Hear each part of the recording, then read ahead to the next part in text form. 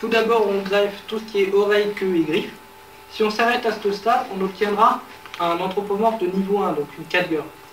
Après, on peut ensuite greffer le museau, effectuer toutes les portions de rééducation, donc pour au niveau facial, au niveau langage, et puis après, commencer le traitement pour faire pousser la fourrure.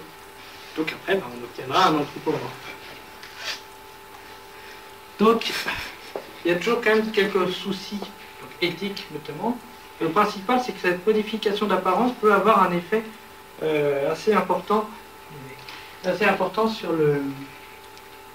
sur la réception d'un anthro par un humain, en fait.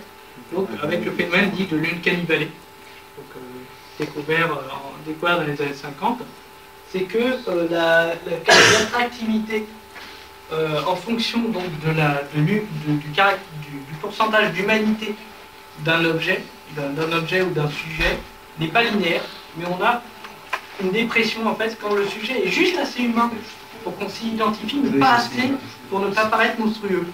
Et donc, ici, on peut avoir différents cas. Le cas classique qui est souvent illustré, c'est ici un roboticien japonais avec une réplique, avec un robot qui réplique son visage. On voit bien ici que le premier, il est correct, le deuxième, il n'est pas du tout. Il est beaucoup trop, ça fait pas humain, donc c'est pas bon. Par contre, pour les anthropomorphes, une catgirl a un visage qui reste totalement humain, à part les oreilles.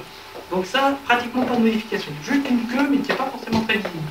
Donc en fait, ça reste plutôt ici. Donc en fait, l'attractivité reste moyenne, mais correcte. Et puis après, pour les anthropomorphes, on passe l'uncanny valley et on arrive plutôt dans cette région. Donc on est 50-50. Et là, justement, l'attractivité est presque aussi moyenne, mais quand même plutôt bonne. Et là, justement, comme je le disais précédemment, on a ici un exemple d'anthropomorphe félin où on voit bien qu'on n'a pas besoin d'un vrai museau pour obtenir une apparence féline. Ici, juste une rhinoplastie et quelques implants sous-cutanés au-dessus des lèvres, et hop, c'est bon. On obtiendra ce qu'il nous faut pour l'ensemble. Après, pour les relations avec les humains, ce ne sera pas forcément aussi lyrique. Pourquoi pas, hein, ça sera toujours possible, mais il y aura toujours quand même des difficultés. Après, le processus d'animalisation sera similaire au niveau des changements physiques, psychologiques, des examens nécessaires avant le démarrage de la procédure, ce sera similaire à un changement de sexe. Donc il y aura probablement les mêmes types de précautions à prendre. Les difficultés sociales qu'on peut imaginer de fait de la création d'anthropomorphes, c'est tout d'abord la durée du processus nécessite plusieurs hospitalisations, donc qui peuvent être gênants au niveau de la vie sociale et au niveau du travail. Il faudra adapter les objets quotidiens pour qu'ils puissent fonctionner quand on a une queue, des oreilles et autres. On ne peut pas porter un chapeau comme ça, quoi.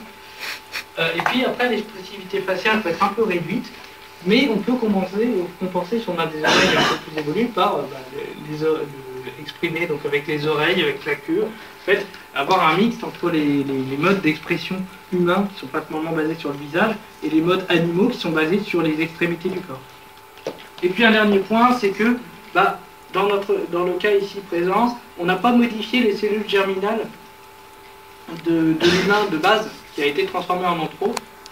Donc en fait ça veut dire que même si deux parents anthro se marient, et leurs enfants seront humains. Donc il n'y a pas de propagation. Chacun, la modification n'est que temporaire, ne se propage pas. Elle est unique à chaque individu.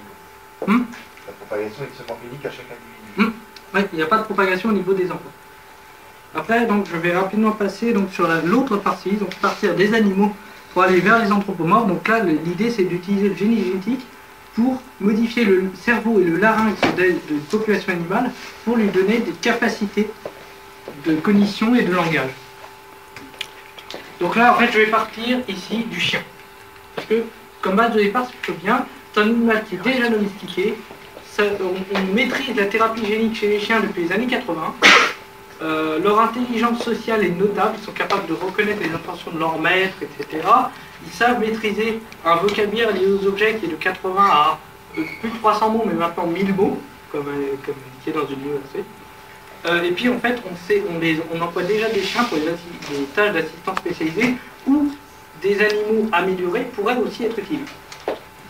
Après, d'un point de vue personnel, par rapport aux suites à long terme, il serait intéressant en fait de partir d'une race de chien particulière qu'on appelle le Lundenhund norvégien, qui est une race qui avait été créée pour chercher le macareux dans les falaises, dans les falaises escarpées de Scandinavie, et qui a comme particularité principale une flexibilité squelettique extrême, avec notamment en fait des pattes qui sont capables de se comporter comme des bras humains, donc d'avoir un angle jusqu'à 90 degrés, alors que d'habitude les chiens ne peuvent pas faire ça. La tête pareil, capable de renverser quasiment à 180 degrés. Une polydactylie, donc présence de plus de 5 doigts à la main, qui sont tous fonctionnels. Donc si on veut arriver à créer un pouce opposable, on aura plus de matériel pour. Et puis après aussi quelques caractéristiques comme des oreilles qui peuvent devenir étanches lorsqu'ils plongent et autres, ce qui peut être utile si on veut faire des chiens plongeurs commando. Donc,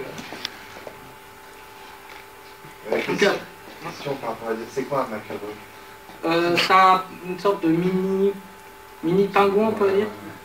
Avec des puissants, colorés.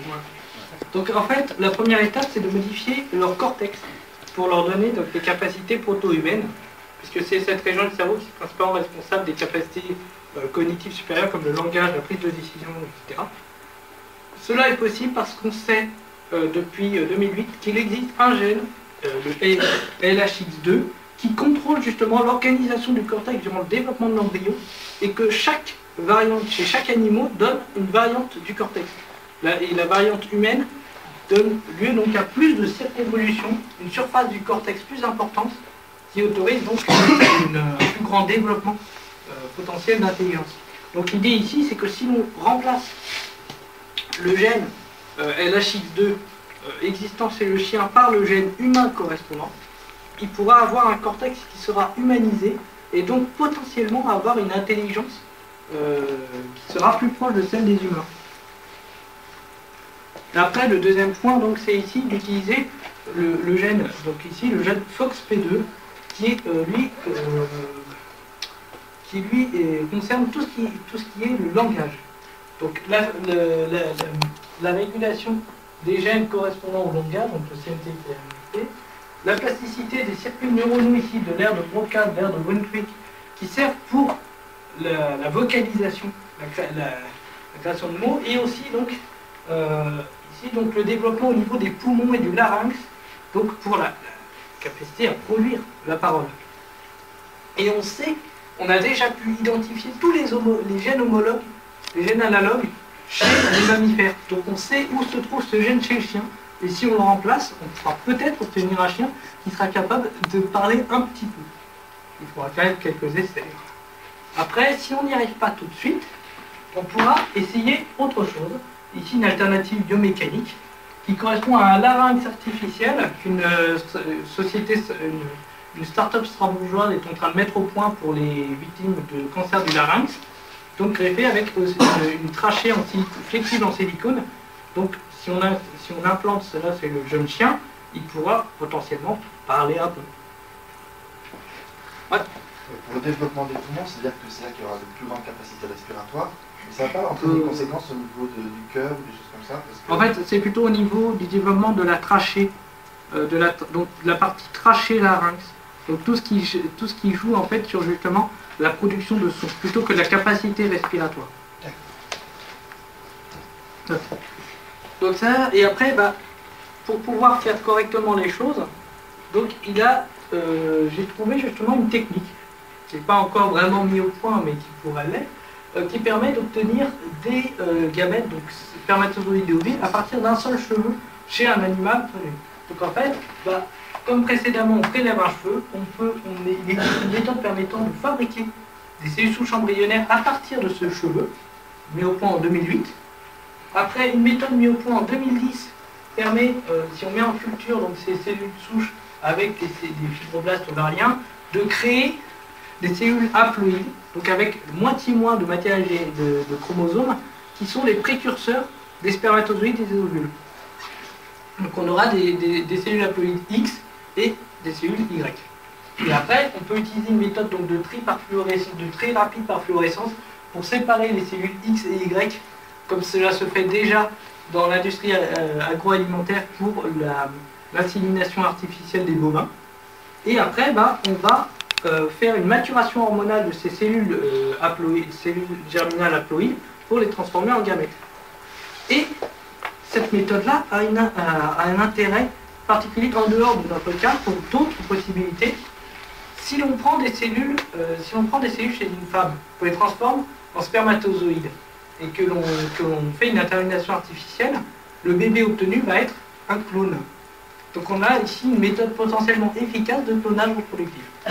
Ensuite, il est aussi possible, n'importe quel être humain peut donner des gamètes qui seront X ou Y, donc des spermatozoïdes ou des ovules.